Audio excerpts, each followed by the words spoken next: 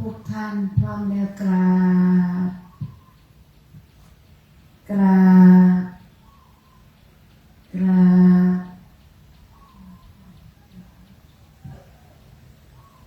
มาลาดวงดอกไม้มาลาดวงดอกไม้ข้าถือไว้บริสุทธิ์บูชาคุณพระบุตรผู้สูงสุดในโลกามาลาดวงดอกไม้มาลาดวงดอกไม้ข้าถือไว้เพื่อบูชาพระคุณองค์ธรรมศาสนาจะมั่นคงมาลาดวงดอกไม้มาลาดวงดอกไม้ข้าถือไว้เจตจำนงบูชาคุณพระสงฆ์ผู้มั่นคงในหลักธรรมมาลาดวงดอกไม้มาลาดวงดอกไม้น้อมถวายสิ่งเลิศล้ำพระพุทธและพระธรรมถ้าทรงนำสุขนิรันดร์เชิญค่ะเอาดอกไม้ท่านผู้ใหญ่เอาดอกไม้ไปถวายค่ะ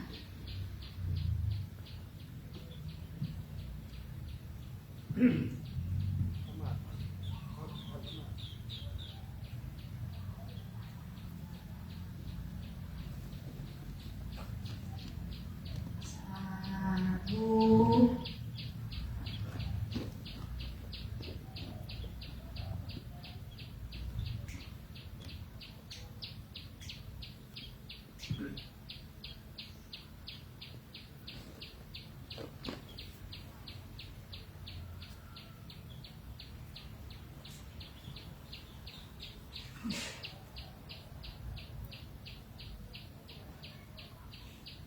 อะระหังสัมมาสัมพุทโธภะคะวาพุทธังภะคะวันตังอะภิวาเทมิสวากขาโตภะคะวะตาธัมโมธัมมังนามัสสามิสุปฏิปันโนภะคะวะโตสาวกสังโฆสังฆังนามามินะโมตัสสะภะคะวะโตอะระหะโตสัมมาสัมพุทธัสสะนะโมตัสสะภะคะวะโตอะระหะโตสัมมาสัมพุทธัสสะนะโมตัสสะภะคะวะโตอะระหะ มมาสัมพุทธัสสะพุทธังสารนังคัจฉามิธัมมังสารนังคัจฉามิสังฆังสารนังคัจฉามิทุติยัมปิพุทธังสารนังคัจฉามิทุติยัมปิธัมมังสารนังคัจฉามิทุติยัมปิสังฆังสารนังคัจฉามิตาติยัมปิพุทธังสารนังคัจฉามิตาติยัมปิธัมมังสารนังคัจฉามิตาติยัมปิสังฆังสารนังคัจฉามิปานาติปาตาเวรมณีสิกขาปะทังสมาธิยามิอาทินนาทานาเวรมณีสิกขาปะทังสมาธิยามิกาเมสุมิจฉาจาราเวรมณีสิกขาปะทังสมาธิยามิโม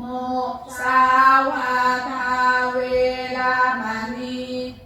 สิกขาปะทังสมาธิยามิสุราเมรยมัชฌะปมาทัฏฐานาเวรมณี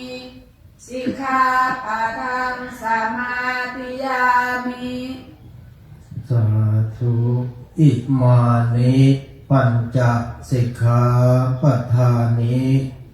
สีเลนะสุขติยันติสีเลนะโภคสัมปทาสีเลนะนิพพุติยันติตัตมาสีลังวิโสทะเยพระมาจาโลกาทิปติสัมปติกัตตัญจาริอันอานาทิวารังอายาจาธาสันติทาสัตตาปาราชักคาชา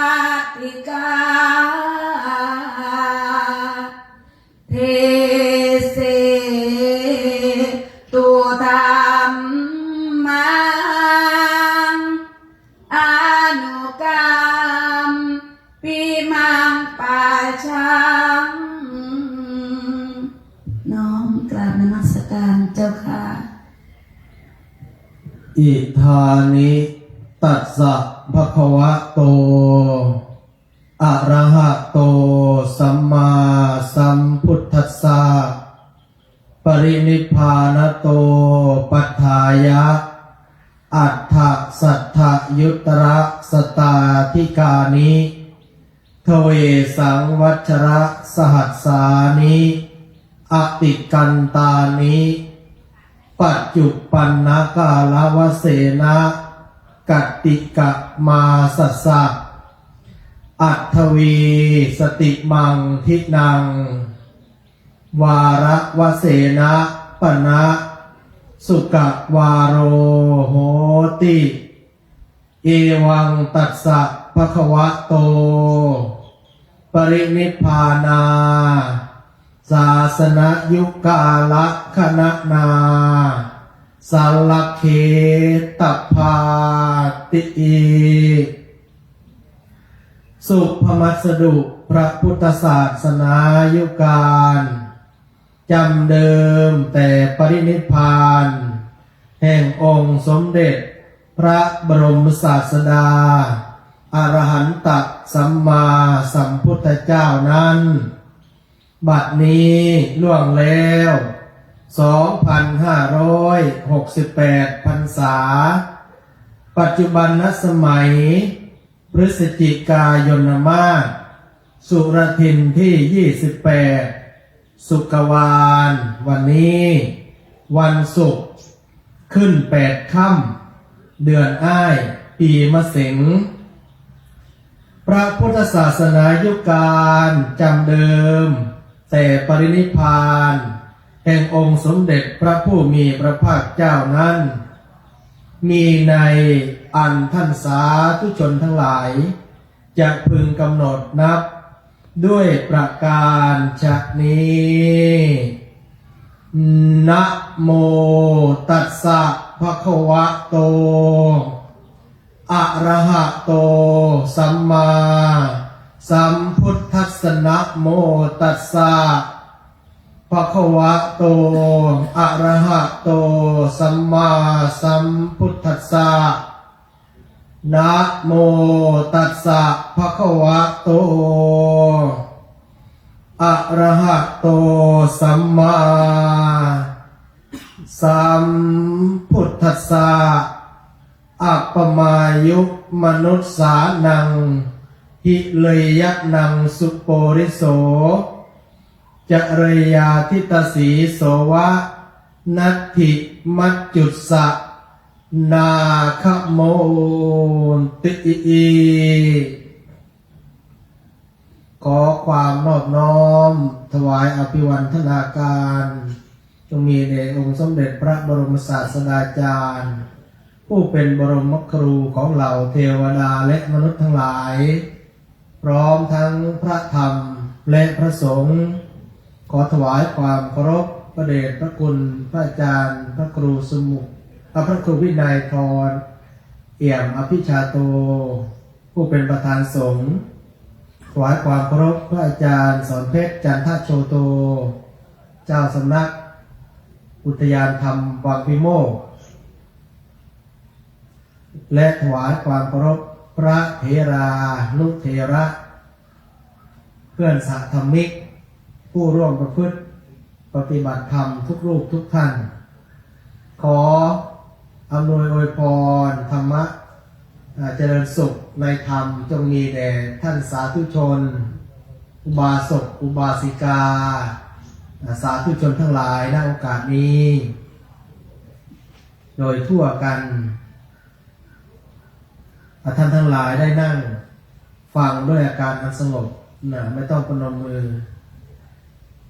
นั่งตามสบายก็จะใช้เวลาในช่วงวันนี้ช่วงเช้าวันที่28วันนี้วันศุกร์เป็นวันพระขึ้น8 ค่ำเดือนอ้ายคือเดือน 1ในการบรรยายถือโอกาสทำหน้าที่ที่ท่านได้ให้โอกาสได้มาเป็นตัวแทนในการขึ้นมาแสดงธรรมเพื่อให้เราท่านทั้งหลายได้มีความเข้าใจและก็ยินดีในการปฏิบัติกิจหรือทำหน้าที่ในชีวิตของเราก็คือการสั่งสมคุณงามความดีเรียกว่าสั่งสมบุญกุศลให้มีอยู่ในจิตใจในกมลสันดานให้เกิดเป็นบารมีธรรมติดตัวเราเพราะว่าเมื่อเกิดมามีชีวิตมีสุขภาพร่างกายแข็งแรงไม่เป็นคนอับพระบุคคลหรือว่าเป็นคนที่เป็นบ้าหรือเสียสติหรือมีอาการทุพพลภาพทางร่างกายคือมีร่างกายครบ32มีสติปัญญาได้เรียนรู้ได้ฝึกหัดพัฒนาจนมีชีวิตมีความเจริญในชีวิตจนมีอายุไขมาจนถึงปัจจุบันเราท่านทั้งหลายรู้แต่วันที่เราเกิดแต่ไม่มีใครที่จะรู้ว่าจะต้องถึงวันตายวันไหนก็คือว่ารู้วันเกิดเพราะว่ามีพ่อแม่ปู่ย่าตายายเราแจ้งเกิด วันที่เราเกิดวันที่นั้นเดือนนั้นพศนั้นนับตั้งแต่นั้นมาจนถึงบัดนี้ เรามีอายุไขมากี่ปีเราก็รู้ได้ว่าตอนนี้อายุกี่ปีแล้วและพระพุทธองค์ตรัสว่าไม่ความตายนั้นไม่มีนิมิตหมายไม่รู้ว่าจะต้องตายที่ไหนวัยไหนแต่ว่าจะต้องทุกคนนะต้องตายนะเมื่อเกิดมาแล้วทุกชีวิตล้วนมีความตายเป็นที่สุดเป็นเบื้องหน้าเพราะฉะนั้นก่อนที่เราจะได้ละจากโลกนี้ไปเหมือนกับผู้ที่ละจากโลกนี้ไปก่อนคือพ่อแม่ปู่ย่าตายายที่ท่านได้ละจากโลกนี้ไปก่อนเราก็เห็นอยู่ตั้งแต่เราเกิดมาจนมีอายุไขมาถึงวันนี้เราก็ได้มีโอกาสพบประสบกับเหตุการณ์หรือได้ไปร่วมงานทำบุญบำเพ็ญบุญกุศลผู้ที่เสียชีวิตหรือตายจากเราไปก่อนตั้งหลายคนแล้วเราก็เห็นเราก็เคยเราก็รู้เพราะฉะนั้นให้เราได้คิดว่าสักวันหนึ่งก็จะถึงวันของเราก็จะต้องเป็นเช่นนั้นเหมือนผู้ที่ละจากไปก่อนแล้วเช่นเดียวกันเพราะฉะนั้นก่อนที่เราจะจากโลกนี้ไปเราได้ฝากคุณงามความดีหรือสั่งสมบุญกุศลที่จะได้ติดตัวเราให้อยู่ในจิตใจหรือว่าเมื่อตายเมื่อถึงคราวตายก็ไม่เสียใจว่าเราไม่ได้สั่งสมคุณงามความดีเอาไว้ดังนั้นนี้วัดอุทยานธรรมวังวิโมกข์ตำบลไผ่อำเภอรัตนบุรีจังหวัดสุรินทร์ได้จัดเปิดสถานที่แห่งนี้ให้เป็นสถานลานธรรมลานบุญให้ผู้ที่มีความสนใจในการสั่งสมคุณงามความดีมีเวลามีโอกาสเสียสละเวลามาสะสมคุณงามความดีดังทั้งคุณพระคุณเจ้าก็คือพระสงฆ์ท่านก็จะได้มาร่วมกันประพฤติวัดปฏิบัติธรรมตามพระธรรมวินัยประพฤติวุฒานวิธีเพื่อการบริสุทธิ์แห่งศีลและญาติโยมสาธุชนพุทธบริษัทญาติโยมอุบาสกอุบาสิกาคฤหัสถ์ญาติโยมก็จะได้มาร่วมการถวายความอุปถัมภ์ค้ำชูและได้มาสั่งสมคุณงามความดีให้กับตัวด้วยการทำบุญไม่ว่าจะเป็นการรักษาศีลเจริญภาวนาทำบุญให้ทานเปิดโอกาสให้ตนเองได้มาทำคุณงามความดีอันนี้เพราะว่าเมื่อถึงวันที่เราจะต้องละจากโลกนี้ไปเราจะได้ไม่เสียใจว่าเรามีบุญไม่พอทำบุญไม่เต็มที่เพราะว่าการที่วัดนั้นเปิดโอกาสเป็นสถานลานบุญเป็นการให้ทำเป็นทานเปิดโอกาสให้ญาติโยมได้มาฟังธรรมได้เรียนรู้ฝึกหัดพัฒนาและประพฤติปฏิบัติอยู่ในศีลธรรมอันดีงามโดยเฉพาะมีพระคุณเจ้าที่ท่านจะมาประพฤติปฏิบัติธรรมนี้ท่านมาจากทิศทั้งสี่เป็นพระสงฆ์หมู่ใหญ่มาจากหลายวัดหลายแห่งหลายจังหวัดได้มาอยู่ตรงนี้50 กว่ารูป60 กว่ารูปตั้งแต่วันที่21 พฤศจิกายนมาแล้วจนมาถึงวันนี้28ก็8-9 วันไปแล้วยังมีเวลาเหลืออีก2 วันก็คือวันที่29-30อีก2 วันก็จะต้องงานนี้ก็จะสิ้นสุดโครงการปฏิบัติประพฤติปฏิบัติธรรมปฏิบัติกรรมปีนี้ก็จะต้องอำลาพาจากไปเพราะฉะนั้นยังมีโอกาสมีเวลาก็ได้ขวนขวายเสียสละเวลาที่มีค่า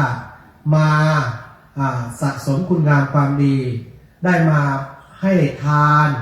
มารักษาศีลมาเจริญภาวนาในขณะนี้โยมกำลังได้รับฟังธรรมก็เป็นการภาวนาเพราะว่าการที่คุณงามความดีเป็นกิจที่มนุษย์จะต้องสะสมเอาไว้เป็นหน้าที่ของมนุษย์ผู้มีปัญญาไม่ประมาทในชีวิต มาสะสมคุณงามความดี ยิ่งรู้ว่ามีพระสงฆ์หมู่ใหญ่ เราไม่สามารถที่จะรู้ได้ว่ารูปใดองค์ใดท่านมีคุณธรรมระดับไหน เราได้มาให้ทานมาตักบาตรอาฆาตถวายความอุปถัมภ์เนี่ยตั้ง8-9 วัน10 วันเนี่ย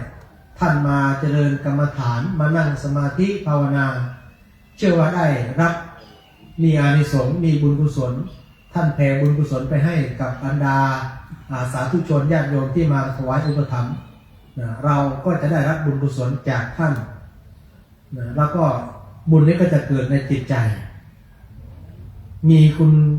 คุณงามความดีมีเวลาให้เราเรียกมาเพราะว่า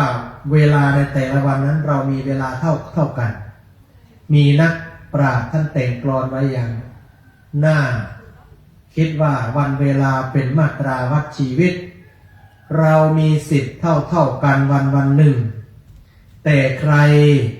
จะทำอะไรให้ตราตรึงนั่นแหละซึ่งทำชีวิตเราผิดกันชีวิตที่ได้ผ่านความกล้านโลกพบทั้งโชคเคราะห์สุขทุกข์มหันต์ได้ต่อสู้อย่างผู้รู้จักมันเพียงเท่านั้นก็สมคำว่าคนทุกเวลานาทีมีค่ามหาศาลเวลาผ่านล่วงลับมิกลับหลังเวลาทอนกร่อนชีวิตอนิจจังอย่านอนนั่งนิ่งเฉยเลยผ่านไปควรคำนึงถึงเวลาฆ่าชีวิตอย่าหลงผิดปล่อยเวลาพาถลายค่าของคนร่นถอยน้อยตามวัยมีสิ่งใดเป็นประโยชน์โปรดรีบท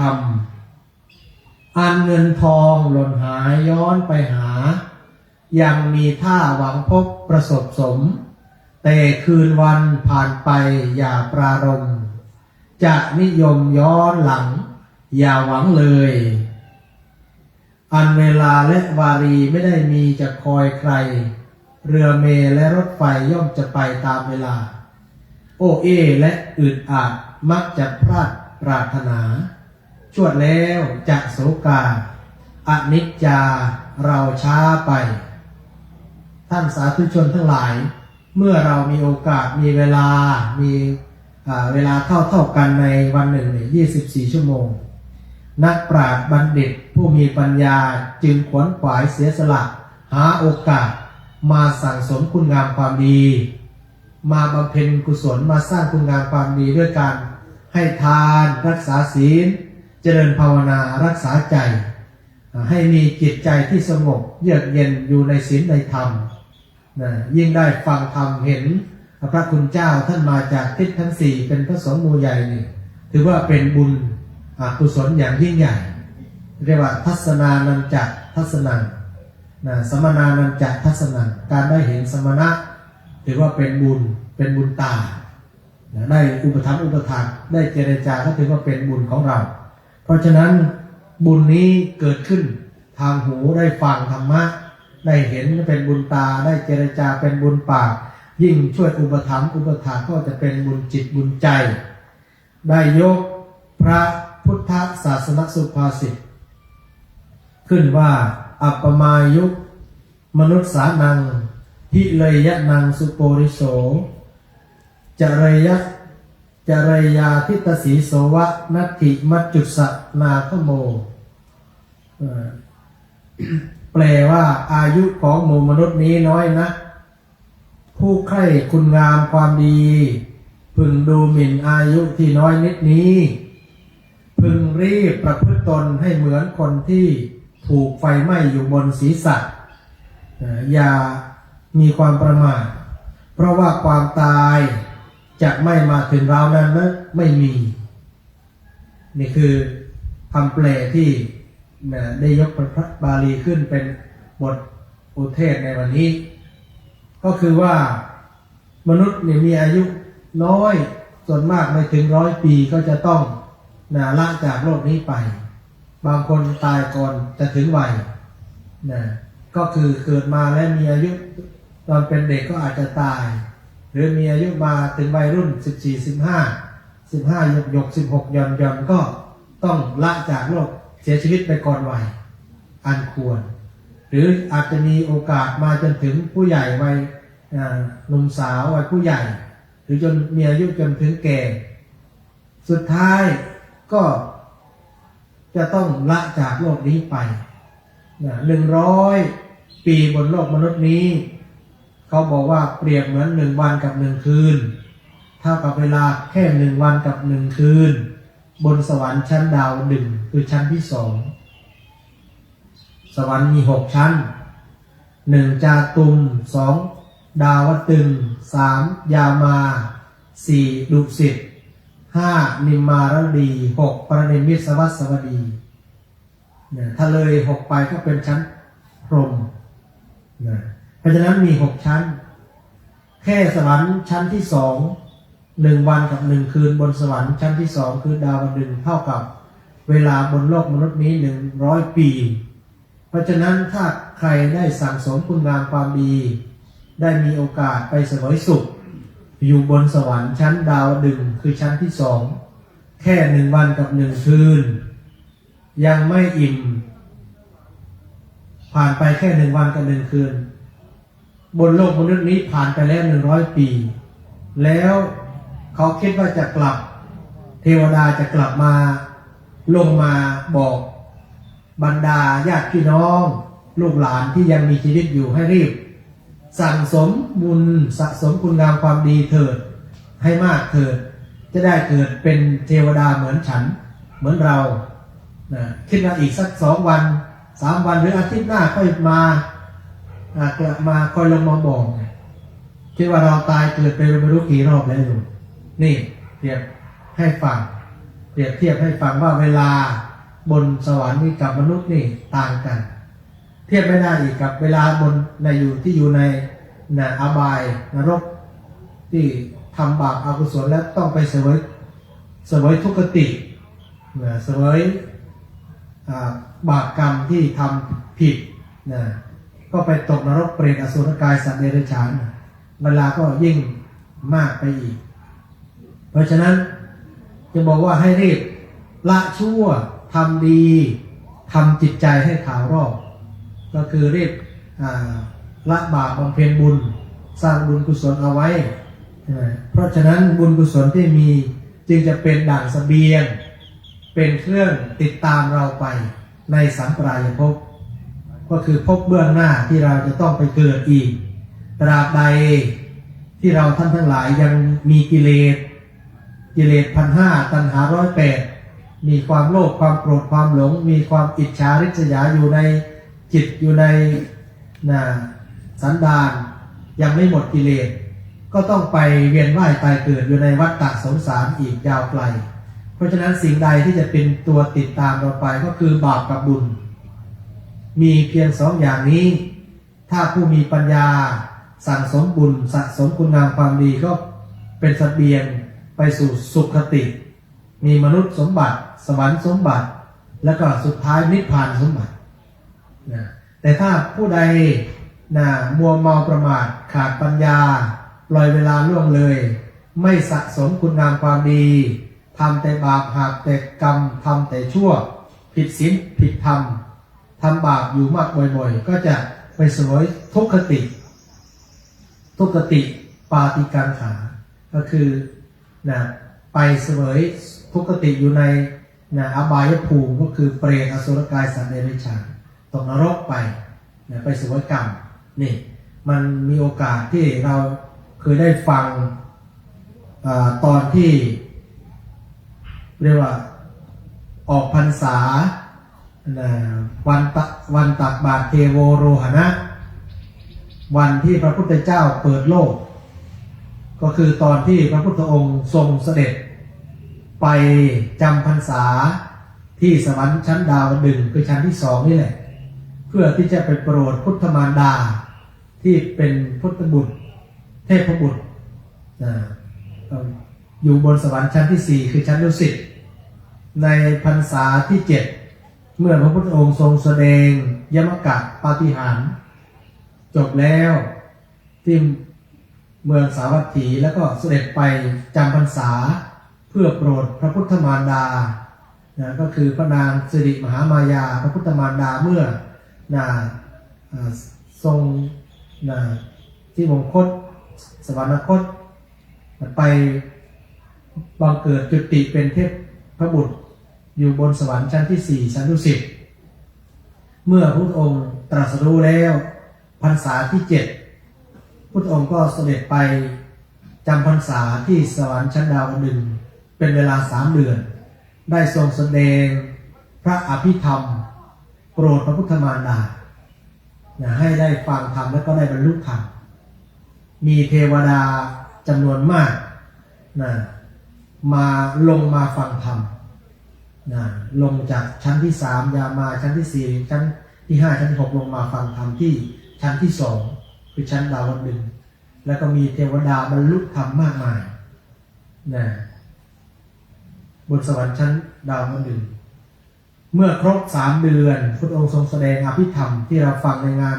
สวดงานศพนั่นแหละกุศลธรรมาที่เราสวดบทอภิธรรม7 คัมภีร์นี่จบลง3 เดือนสิ้นเวลา3 เดือนก็เสด็จลงที่ประตูเมืองสังกัสสนครในวันนั้นเรียกว่าวันเทโวโรหณะวันพระพุทธเจ้าเปิดโลกก็คือเปิดให้สัตวโลกทั้ง3ทั้งภพภูมิทั้งหลายทั้งเทวดาทั้งมนุษย์ทั้งเปรตสัตว์นรกได้เห็นกันและกันเห็นวันนั้นเขาพรรณนาบอกว่าวันที่พระองค์ทรงเสด็จลงมาจากสวรรค์ชั้นดาวดึงส์ลงมาบนโลกที่เมืองสังกัสสนครนั่นน่ะทำให้สัตว์ที่เห็นพระพุทธองค์เนี่ยไม่มีสัตว์ใดเลยที่จะไม่ปรารถนาเป็นพระพุทธเจ้าคือเรียกว่าปรารถนาพุทธภูมิอยากเกิดเป็นพระพุทธเจ้าสักชาติหนึ่งในชีวิตนั่นนะคือปรารถนาเพราะเห็นความพระองค์ทรงแผ่ฉัพพนรังสีเปิดโลกให้สัตว์นรกที่ทำกรรมทำบาปตกนรกนั่นอะไรรู้ว่าตนเองทำบาปกรรมเนี่ยถึงมาเสวยผลแห่งวิบากกรรมที่ทำไว้อยากจะกลับออกไปให้พ้นจากนรกจะได้ไปรีบสั่งสมบุญกุศลทำคุณงามความดีให้มากส่วนมนุษย์โลกก็มองเห็นเปรตที่ทำกรรมทำบาปตกนรกแล้วก็เห็นเทวดาเห็นพรหมเห็นเทวดาที่ลงมาทรงเสด็จมันสวยงามอยากจะทำยังไงจะได้เร่งไปทำบุญกุศลสะสมบุญกุศลให้มากทำบุญกุศลให้มากจะได้มีโอกาสเมื่อตายไปจะได้ไปเกิดเป็นเทวดาเหมือนเขาทั้งมนุษย์ทั้งเทวดาทั้งสัตว์เล็กสัตว์ใหญ่ที่มองเห็นพระพุทธองค์ลงมาจากเทวโลกนั่นอยากเกิดเป็นพระพุทธเจ้าเพราะมันสวยมันบารมีแผ่คายเห็นส่งผลให้คนนั้นเห็นบาปบุญคุณโทษว่าโอ้นี่หนอ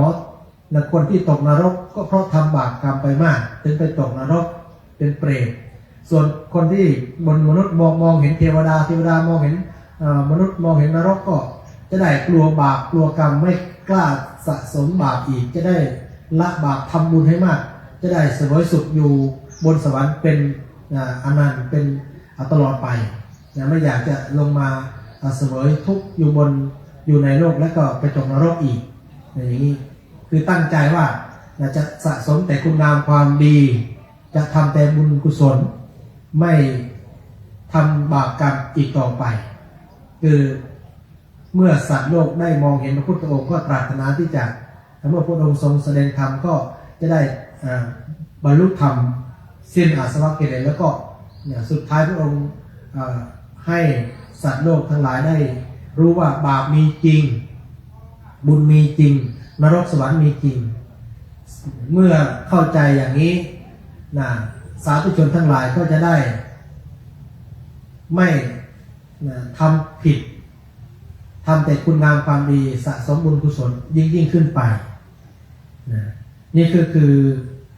วันที่เทโวโรหณะพระพุทธเจ้าเสด็จลงมา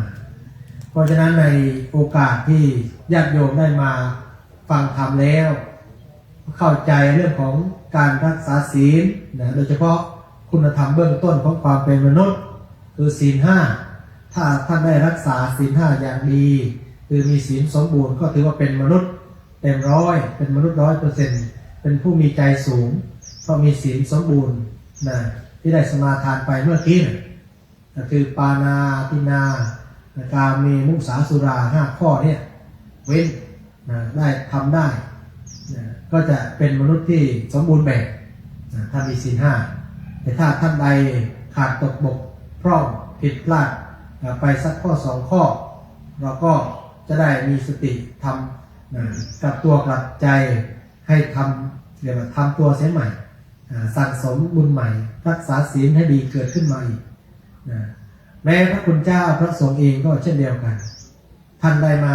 ให้โอกาสสละออกมาจากวัดวาอารามที่อยู่ที่กุฏินะบางวัดก็มีกุฏิอย่างดีมีแอร์มีพัดลมแต่ท่านเสียสละโอกาสมาให้นะมาเรียกว่ามาชาร์จแบตเตอรี่หรือมาให้โอกาสมาอยู่ประพฤติวัดปฏิบัติธรรมตามพระธรรมวินัยนะถึงแม้ว่าจะไม่ได้ต้องอาบัติในส่วนของสังฆาทิเศษแต่ท่านมา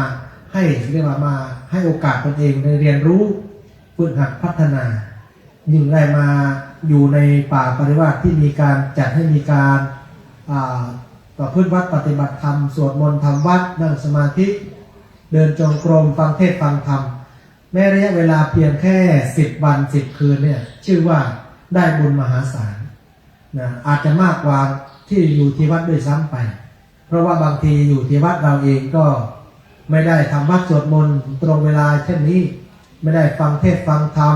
ไม่ได้นั่งสมาธิภาวนานะบางทีไม่มีโอกาสที่จะได้มาฟังประพฤติปฏิบัติด้วยซ้ำไปอยู่ก็บิณฑบาตนะอยู่ในวัดก็ฉันแล้วก็รอกินนิมนต์ก็มีแต่ว่ามาตรงนี้ครูบาอาจารย์ได้ให้ความรู้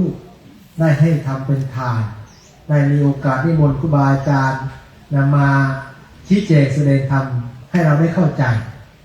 10 วัน8-9 วันที่ผ่านมาได้ฟังได้เห็นครูบาอาจารย์นักประพฤติปฏิบัติที่ทางสำนักได้นิมนต์มาหลายรูปหลายองค์ก็เราก็จะได้ฟังยิ่งได้ฟังธรรมะต่างๆหลากหลายไม่ว่าสถานที่สัปปายะธรรมะหลากหลายอาหารก็พอเพียงเรามีเวลาแล้ว10 วันเสียสละโอกาสเสร็จจากนี้ไปก็มีวัดอื่นๆที่ท่านจัดปริวาสกรรมนั้นมีทั่วไทยทั่วประเทศหลายที่หลายแห่งหลายจังหวัดจัดขึ้นเพื่อเปิดวัดให้เป็นสถานลานบุญให้วัดต่างๆนั้นญาติโยมที่อยู่ในบริเวณวัดหมู่บ้านชุมชนนั้นได้เข้ามาถวายความอุปถัมภ์และให้โอกาสตนเองมาทำคุณงามความดีนั่นเองนะว่าการจัดงานปริวาสกรรมนี้ไม่สามารถที่จะทำได้ง่ายๆเพราะว่าจะต้องอาศัยสงฆ์อย่างมากก็คือวีสติวัดตั้ง20 รูปขึ้นไปในการจัดงานเนี่ยหากว่าไม่มีกำลังขาดแรงสนับสนุนจากทางหน่วยงานไม่ว่าจะเป็นญาติโยมอุบาสกกำนันผู้ใหญ่บ้านอบตหรือหน่วยงานที่สนับสนุนวัดนั้นๆและก็ขาดกำลังทรัพย์ขาดกำลังทีมงานบุคลากรโดยเฉพาะพระสงฆ์เราเนี่ยวัดบางวัดมีพระแค่ 2-3 รูปหาพระที่จะให้ได้มากเป็น10-20 รูปหรือถึงที่มานี่ก็50-60 รูปเนี่ยน้อยเพราะฉะนั้นงานปริวาสกรรมจะต้องอาศัยการที่บูรณาการร่วมกัน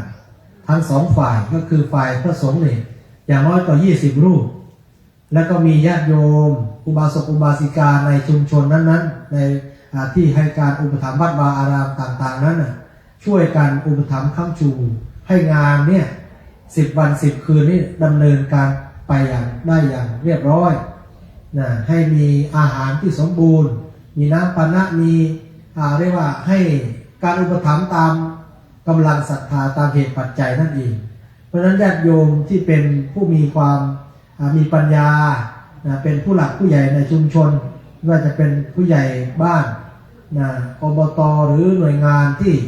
ญาติโยมอุบาสกอุบาสิกาที่อุปถัมภ์อุปถากวัดวาอารามต่างๆเมื่อมีงานวัดของเราเกิดขึ้นมาจัดงานประพฤติวัดปฏิบัติธรรมหรืองานอื่นๆก็จะต้องอาศัยความร่วมไม้ร่วมมือทั้ง2 ฝ่าย ทั้งคฤหัสถ์ญาติโยมแล้วก็สมบัติประชิตนักบวชพระคุณเจ้าผู้สงฆ์เราก็ทำหน้าที่อย่างสมบูรณ์อยู่แล้วนะตื่นดึกลุกเช้า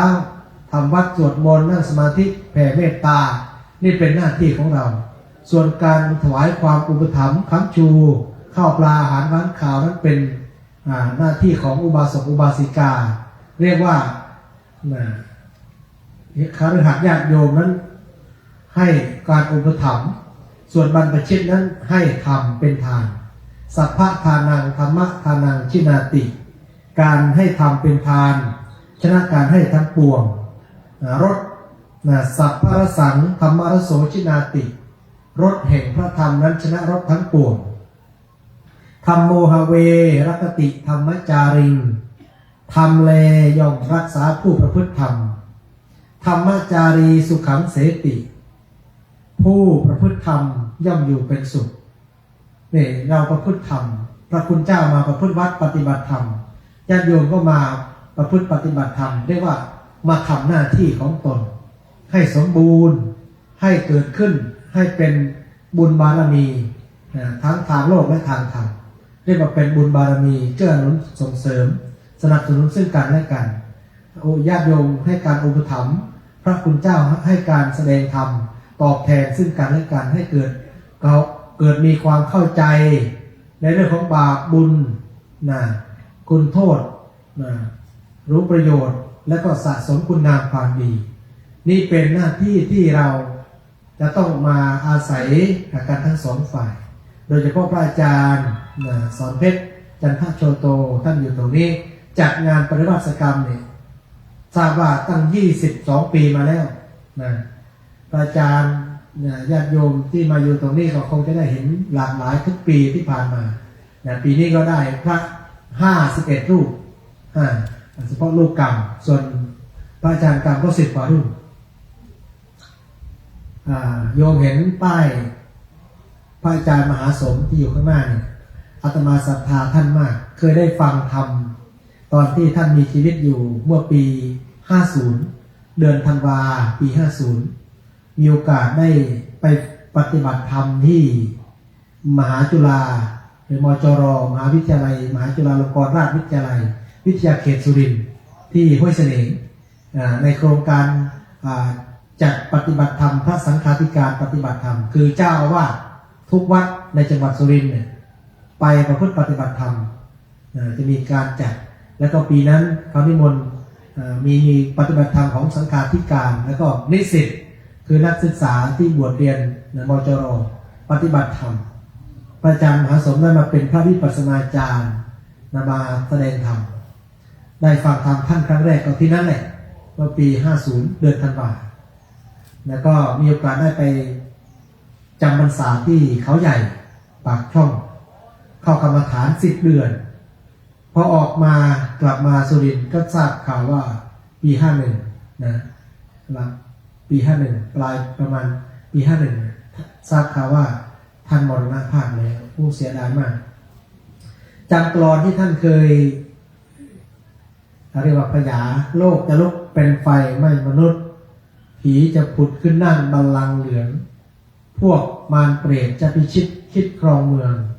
หนูตัวเขื่องจะขานสู้กับเสือลายทางเข้าคุกจะสะอาดเกินคาดหมายทางเข้าวัดจะกลายเป็นป่าเสือหินจะลอยเหนือน้ำเป็นเช่นดังเรือสุดเรือเชื่อเพราะน้ำเต้านั้นจมลงเกลือจะเหม็นหนอนจะขึ้นจนหน้าเศร้าส่วนม้าเน่าส่งกลิ่นหอมคนตอมไหลค่าของเพชรก็จักเป็นดังเม็ดทรายหาความหมายของคนจนไม่มียกผู้ชายจะไว้ผมยาวถึงศอกส่วนผู้หญิงจะตัดออกสั้นจุดจูเด็กนักเรียนจะออดอ้อนขอสอนครูหน้าอดสู่เหลือทนคนขาดธรรมประมาณนี้มีกลอนอีกเยอะแต่ว่าเป็นกลอนที่ฟังแล้วเนี่ยท่านแต่งออกมาเป็นคำที่ลึกซึ้งมีความหมายว่าทุกวันนี้เห็นบางครั้งบางทีเด็กนักเรียนเนี่ยครูให้คะแนนไม่พอใจก็ทำร้ายครูได้ข่าวเห็นข่าวทำร้ายครูทุบครูตีครู ผู้หญิงตัดผมสั้นเหมือนผู้ชายวันนี้เขาเรียกอะไรนะเป็นทอมนะเป็นผู้ชายอยากเป็นผู้หญิงไว้ผมยาวมีหน้าอกมีอะไรนี่นะแต่งตัวทาลิปอยากเป็นผู้หญิงผู้ชายมีว่าร่างเป็นชายแต่ใจเป็นหญิงอันนี้ก็เป็นสิทธิส่วนบุคคลมันกลับตาลปัดมันโลกมันวุ่นมันมีเหตุการณ์มากมายทุกวันนี้เห็นไหมเวลาหนาวหน้าฝนถึงเวลาเกี่ยวข้าวฝนก็ตกมาทำให้ข้าวที่เกี่ยวนั้นเปียกฝนตากไม่แห้งต้องมาอาศัยตากบนถนนลาดยางคอนกรีตทำให้กีดขวางการเดินทางของรถเรียกว่าการจราจรบางทีก็เกิดอุบัติเหตุเห็นข่าวไปเผาข้าวเผาอะไรเนี่ยมันทำให้จิตใจคนมันตกต่ำโลกจะลุกเป็นไฟมันหมายความว่ามันเกิดความเดือดร้อนไปทุกหย่อมหญ้าคนที่อยู่ในชุมชนด้วยกันบางทีก็ไม่ค่อยจะสามัคคีกันเกิดความทะเลาะเบาแวงทำตัวไม่เหมาะสมผิดศีลผิดธรรมนั่นแหละมันทำให้เราเห็นเหตุการณ์ยิ่งทุกวันนี้เกิดเห็นไหมสงครามกันระหว่างไทยกับเขมรเพิ่มกันอยู่ไม่รู้จะเอาอีกตอนไหนบอกให้ได้เกี่ยวข้าวให้เสร็จระหว่างนั้นจะเอาอีกไม่ได้ใจเพราะฉะนั้นญาติโยมให้รีบประพฤติปฏิบัติธรรมนำตนให้พ้นจากวัฏฏะให้รีบพ้นขวายเพราะว่ามีโอกาสแล้วถ้าหากว่ามันเกิดเหตุการณ์ไม่ปกติขึ้นมามีการยิงการต่อสู้กันกระสุนมาตกแถวนี้เราจะมานั่งสมาธิได้ไหมก็ต้องหนีลูกกระสุนก่อนเลยใครจะรอจะอยู่ให้มันตกใส่ระเบิดตกทีหนึ่งก็นู่นก็บอกว่าฟ้าองค์ปลิวร้านค้าเปิดหมดใช่ไหมทะลุกระสุนปืนใหญ่ตกมาก็เป็นหลุมใหญ่ๆตกมาอันตรายเมื่อเกิดเหตุการณ์ไม่สงบนี่ภาคใต้ตอนนี้ก็น้ำท่วมผู้เห็นแล้วน่าสงสารอยู่น้ำท่วมมิดหลังคาเนี่ยต้องขึ้นไปอยู่บนหลังคาบ้านน้ำไหลพัดไปหมดเลยเกิดดราม่าไปคนไปช่วยก็โดนด่าโดนยิงขู่อะไรอย่างนี้แต่ต้นเห็นข่าวแล้วก็โอ้มันนี่เห็นไหมจะมีโอกาสมานั่งสมาธิเจริญจิตภาวนาอย่างนี้มันมีโอกาสเมื่อเหตุการณ์เกิดขึ้นแบบนั้นจึงถือว่าเราได้มีบุญอยู่ในตรงนี้เราอยู่ในสถานที่ที่ปฏิรูปเทศวาโสในสถานที่ที่เหมาะแล้วตรงนี้ไม่มีเหตุการณ์ที่ว่าทำให้น้ำท่วมยิงการไฟไหม้หรือรบราข้าวฟันเหมือนกับที่ประเทศต่างๆที่รบกันเราอยู่ในสถานที่ตรงนี้มีครูบาอาจารย์มาให้ธรรมแสดงธรรมเราก็ได้มาฟังเทศฟังธรรมได้มานั่งกรรมฐานเจริญจิตแผ่เมตตารักษาศีลสะสมคุณงามความดีเป็นการสั่งสมบุญกุศลให้เกิดขึ้นนี่ชื่อว่าเป็นคุณงามความดีในชีวิตเพราะฉะนั้นได้มีโอกาสแล้วก็อย่าปล่อยเวลาให้ล่วงเลยชีวิตคนเรานั้นเอาอะไรแน่เกิดแล้วก็แก่เจ็บตายวายสังขารรีบทำดีทำหน้าที่ทำการงานมัวสำราญจะร้อนรนไปจนตายชีวิตเราเนี่ยเกิดมาแล้วก็ต้องพลัดพรากมีเวลาน้อยไม่ถึง100 ปีทุกคนก็จะต้องละจากโลกนี้ไปเปรียบเหมือนดังไฟที่จุดอยู่ในเปลวเทียนบางทีก็โดนลมพัดดับไปบ้างเปรียบเหมือนเทียนที่มันสั้นลงเมื่อจุดแล้วชีวิตคนเราก็สั้นลงน้อยลงถอยไปหดไปฉะนั้นเปลวเทียนละลายแท่งเพื่อเปล่งแสงอันอำไพชีวิตมาลายไปเหลือสิ่งใดไว้ทดแทนเวลาในโลกนี้ชีวีสั้นเหลือแสนทำดีให้มากแม้นเพื่อตอบแทนคุณท่านเอ่ยคนเราเมื่อทำคุณงามความดีรักษาศีลมีศีลมีธรรมแล้วศีลและธรรมนั้นจะเป็นดั่งเสบียงติดตัวเราไปในภพเบื้องหน้าเกิดมาในชาติใหม่ภพใหม่ ก็จะเป็นคนมีจิตใจดีเป็นผู้มีสมบัติรูปสวยรวยทรัพย์นับปัญญาเรียกว่ามีมนุษย์สมบัติ แล้วก็เมื่อละจากโลกไปก็จะเสวยสุขสุคติสวรรค์สมบัติถ้าหมดกิเลสหมดความโลภโกรธหลงหมดอาสวะตัณหาสิ้นกิเลสแล้วก็จะได้เข้าสู่นิพพานอันเป็นบรมสุขตามหลักธรรมคำสั่งสอนในทางพุทธศาสนาที่องค์สมเด็จพระบรมศาสดาสัมมาสัมพุทธเจ้าของเราท่านได้ชี้แจงสั่งสอนโลกเอาไว้ก็คือนิพพานบรมสุขอันสูงสุดนิพพานังปรมังสุขขังและพระนิพพานเป็นสุขอย่างยิ่งแต่ก็ไม่ต้องมาเวียนว่ายตายเกิดแก่เจ็บตายมาโลภมาโกรธมาหลงอิจฉาริษยาเก่งแย่งกันอีกเอาฟันมาหักเอาผมมางอกเอาหนังมาเหี่ยวเอาตามามั่วมามัวพร่าเรียกว่าแก่สังขารมันเสื่อมเราก็ดูตัวเราว่าเราแก่ตอนนี้กี่ปีแล้วสังขารเราใช้มากี่ปีอายุเท่าไหร่แล้วจะมีชีวิตอยู่ต่อไปอีกกี่ปีหนอจะถึง100 ปีไหม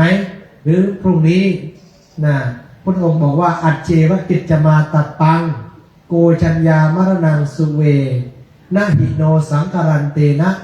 มหาเสเลนะมัจจุนา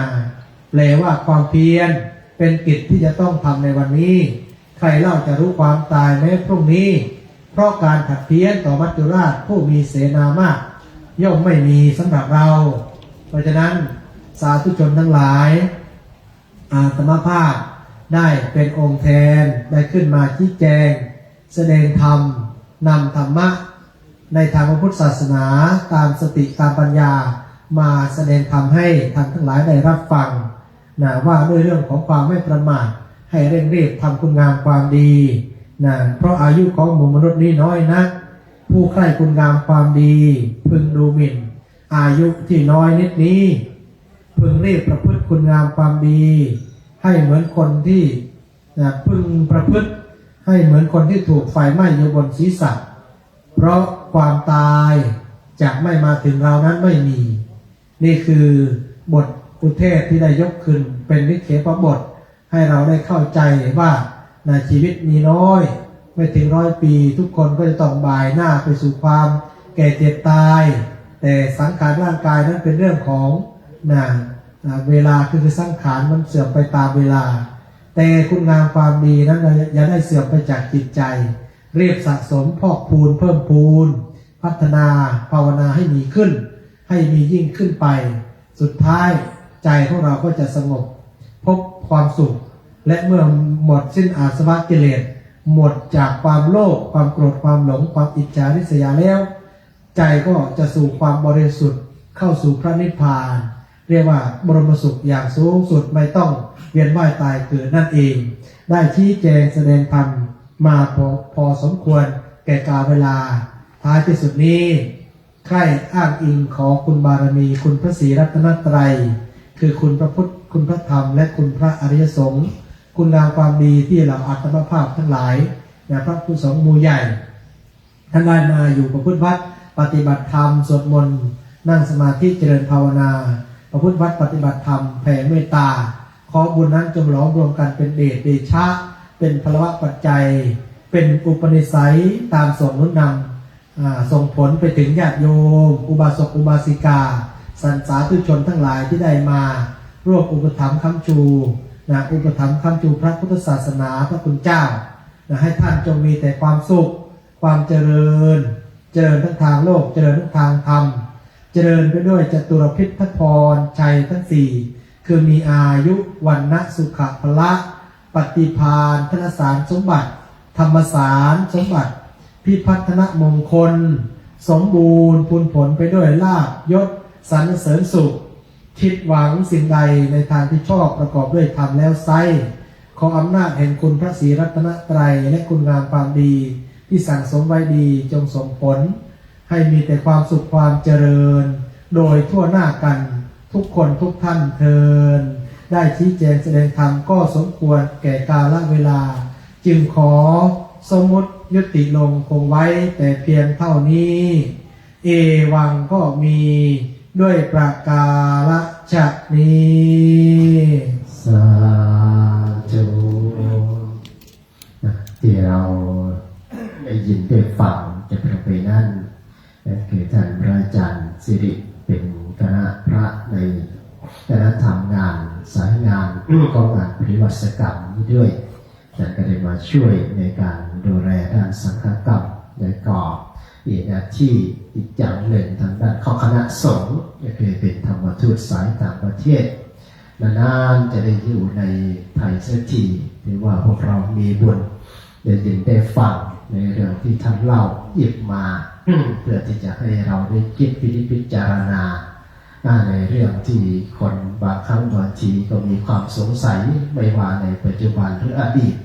แต่ในครั้งพุทธกาลก็มีคนสงสัยในลักษณะเดียวกันนี้เช่นเดียวกันสงสัยว่าสวรรค์มันมีจริงไหมนรกมันมีจริงไหมทำชั่วจะได้ตกนรกจริงหรือเปล่าทำดีรักษาศีลจะได้ไปสวรรค์จริงหรือไม่พระเจ้าปายาสินี่ถึงกับหาอาสาสมัครเลยทีเดียวนอกจากหาอาสาสมัครแล้วก็ยังหาบุคคลที่คิดว่าน่าจะไปนรกอย่างแน่นอนละอย่างพวกไปลักปล้นขโมยหรือว่าทำผิดร้ายแรงใหญ่จนถึงโทษการประหารชีวิตเนี่ยเมื่อจับมาได้เรานักโทษเหล่านี้ก็เอาไปลงโทษเอาลงโทษไปฆ่าแต่ก่อนจะฆ่านี่ก็บอกไว้ก่อนว่าจะท่านไปอยู่ในนรกถ้ามันมีนรกจริงเนี่ยกลับมาบอกหน่อยอย่างนี้นะ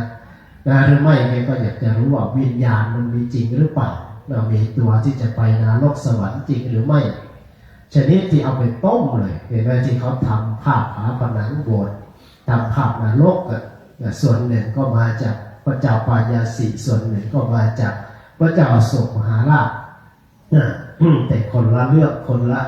เป้าหมายกันพระเจ้าปายาสินี่ต้องการดูวิญญาณพระเจ้าอโศกนี่ฆ่าพี่ฆ่าน้องทำนาไรกาแต่พระเจ้าปายาสินี่เปิดฝาออกมันก็ไม่มีอะไรเนี่ยไม่เห็นตัวไม่เห็นวิญญาณหลอกลอยไปไหนเอาทีนี้คนทำดีรักษาศีลให้โปรโมชั่นเลยว่าถ้าเกิดว่าตายไปแล้วเนี่ยพี่น้องญาติพี่น้องเนี่ยจะไม่ต้องห่วงจะดูแลลูกเมียสามีภรรยาขออย่างเดียวกลับมาบอกหน่อยแต่เนี่ยท่านก็ บอกว่าไม่เห็นมีใครมาบอกเลยเนี่ยท่านพระพุทธเถระท่านก็เลยบอกโอ้เขาจะมาบอกได้อย่างไรเพราะว่ามิติด้านเวลามันต่างกันเหมือนญาติโยมนี่แหละทุกอย่างเดือดร้อนทำไร่ไถนาเป็นหนี้ทกสวันดีเกินดีได้ไปอยู่บนสวรรค์ตายไปแล้วเปลี่ยนภพภูมิที่ดีเป็นอยู่บนที่มันสุขสบายมีนางเทพอักษรห้อมล้อมเป็นหมื่นเป็นแสนหรือว่ามีทางด้านของเทพบุตรมีมหาอยู่มีแท่นศิลาอาจดั่งนอนสบายบอกว่าอยากจะอยู่สักวัน2 วันแล้วกลับค่อยไปบอกญาติของเราพบญาติของเราแค่1 วันก็50 วันของโลกมนุษย์แล้วนี่ขนาดเราแค่ทางด้านของชั้นแรกสวรรค์ชั้นที่1นี่นะถ้าเป็นชั้นอื่นๆก็ตั้ง100 ปี500 ปีถ้าเกิดเราไปอยู่แค่วันเดียวในพวกเราก็หายไปด้วยแล้วเราไปอยู่ด้วยกันแล้วไปเกิดอยู่ด้วยกันแล้วถ้าเกิดว่าไปสวรรค์เหมือนกันที่เดียวกันก็อาจจะได้เจอกันอยู่บนลูกแล้วเราไม่ต้องกลับมาแล้วแต่ถ้าไปนรกก็ขอทางใครทางมันเลยทีนั้นดังนั้นก็เลยว่ามันมีคนมาพิสูจน์แต่ความจริงไม่จริงเนี่ยเราก็เห็นอยู่แล้วล่ะเห็นอยู่แล้วแต่ทุกวันเนี่ยมันมีโลกสมัยใหม่บางผู้บางคนก็จะแบบจำชาติได้อดีตชาติได้ก็มีก็พอที่จะเป็นหลักฐานยืนยันนี่นะเพราะฉะนั้นทางด้านของอนาถบิณฑเศรษฐีเนี่ยเวลาท่านตายเสร็จเนี่ยท่านถึงลงกลับมาเลยไม่รอให้ถึงแม้แต่วินาทีพอตายปุ๊บไปจุดไปเกิดอยู่บนสวรรค์แล้วเนี่ยก็มาเลยทีเนี้ยลงมาเข้าเฝ้าพระพุทธเจ้าเลยทันทีกลัวว่าจะมาไม่ทันถ้ารอ1 ชั่วโมง2 ชั่วโมงผ่านไปก็เป็นหลายร้อยปีอันนี้นี่โอกาสดีของเรานะได้มีโอกาสเปลี่ยนวิจิตรช้าตัดทางด้านของความลังเลสงสัยมั่นใจในบุญในกุศลมีโอกาสได้ทำแล้วมีโอกาสที่จะได้ทำมีโอกาสที่จะเปลี่ยนวิถีชีวิตการทำบุญสุนทานในแต่ละวันเนี่ยมันจะเพิ่มพูนเป็นตัวเปลี่ยนวิถีชีวิตอยากให้ชีวิตดีงามอยากให้ชีวิตดีขึ้นได้มีกำลังของสงฆ์นี่เป็นปฏิฆาหกเป็นกำลังปัจจัยสำคัญเลยนะ ที่ว่าจะทำบุญได้ผลดีไม่ได้ผลเร็วไม่ได้ผลเร็ว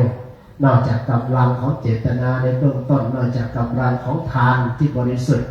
กำลังของจิตใจที่ดีงามที่จะมาทำทานแล้วปัจจัยสำคัญเลยอย่างทางด้านของในกัจจุรชาดกที่ผลเกิดได้โดยทันทีเมื่อนำผ้าผืนเดียวไปถวายแก่พระพุทธเจ้าก็ด้วยกำลังของพระพุทธเจ้าด้วยพุทธานุภาพของพระพุทธเจ้าด้วยปฏิฆาหกโดยผู้รับทานนั่นแหละนายคนนะถวายไม้สีฟันกับน้ำบ้วนปากภรรยาใส่บาตรให้ท่านพระสารีบุตรเพิ่งออกจากฌานสมาบัตินั้นก็เป็นกำลังของปฏิฆาหกนะเพราะนั้นอาจารย์หลวงพ่อวิจยะทานังพิจารณาดีๆแล้วก็เลือกในการให้ทานท่านให้เลือกนะไม่ใช่ไม่ให้เลือกแต่ก็อย่าไปเลือกแต่ตามข่าวเพราะว่าบางครั้งบางทีพระดีกับพระดังคนละอย่างกันเลยคนละเรื่องเพราะนั้นจะหาพระดีก็มีอยู่ที่นี่ท่านประพฤติปฏิบัติเห็นนะเห็นเลยว่าตื่นตั้งแต่ตี 3หรือถ้าวัดสวดมนต์ได้ก็อยู่กันเป็นจำนวนหลายรูปไม่ได้รูปหนึ่งก็ได้รูปหนึ่งศีลอาจารวัดเรามาเขียนเนี่ยอยู่ด้วยกันนานก็รู้ว่าศีลเป็นอย่างไรข้อวัดปฏิบัติเป็นอย่างไรมั่นใจเต็มที่โดยที่ไม่ต้องไปดูผ่านทางด้านของทีวีหรือข่าวเชื่อโฆษณาอยู่นี่ไม่มีการโฆษณาแต่ว่าก็ได้ทำการเห็นแล้วก็มีโอกาสได้จัดจงบุญนี้ก็อนุโมทนาวันนี้เมื่อวานท่านได้มาเป็นเจ้าภาพเลยได้ละแต่วันนี้ก็ได้มาร่วมทำบุญต่อบุญสุนทานเมื่อวานว่างไม่ได้มาคนโยมพ่อพอเก็บเพชรจันเกลี้ยงก็เจริญพรได้เติมเต็มในการได้ถวายการเทศบูชาธรรมก่อนที่เราจะได้ถวายทานร่วมกันดังใดที่มีศรัทธาอยากจะถวายบูชาธรรมก็เรียนเจริญพรนะได้เข้ามา โยมกันถวายในวันนี้ได้เลยแล้วก็อนุโมทนาทางด้านของคนโยม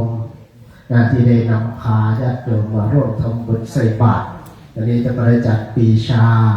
จากทางด้านของบ้านอ้อนนยางก็ได้พาญาติโยมมาร่วมทำบุญใส่บาตรทั้งบริจาคสิทธิเวชรองจะต่อดอนแรก72ก็ได้พาญาติโยมในทางด้านของบ้านดอนแรกมาใส่บาตรด้วยแล้วก็ทางด้านของบ้านพลโกอำเภอสนมและเดิมที่มาจากอำเภอชุมพลบุรีบ้านจันหอมแล้วมาจากบ้านหนองเทพแล้วก็ทางด้านของวัดป่าศรีคอนเตาทางด้านของวัดโพสีธาตุแล้วก็คณะครูโรงเรียนบ้านขอนสวรรค์ซึ่งก็ได้พานักเรียนมาใส่บาตร3 รุ่น 3 วันและติดต่อกันมาแล้วก็ทางด้านของผู้ใหญ่เจริญได้พาทางด้านของญาติโยมบ้านนาอุดมมาร่วมทำบุญใส่บาตรบ้านเมืองตาลบ้านเมืองยางและก็บ้านดูนาหนองไผ่นี่ก็เป็นกลุ่มญาติธรรมที่เคยได้มาร่วมกันทำบุญเป็นประจำแล้วก็ได้มาร่วมกันอยู่ทุกวันในทุกปีทางด้านของสมัยแต่ก่อนก็มาร่วมกันกับเพื่อปฏิบัติธรรมอยู่ที่นี่แหละและก็จะภาพหลักของเราก็คือทางด้านของบ้านขอนสวรรค์ทั้ง2 หมู่และก็อนุโมทนาครูบาอาจารย์ที่มาจากทางด้านของที่พักสงฆ์ที่พักสงฆ์ใหม่นางแก้วทางด้านของบ้านหนองอียออำเภอสนม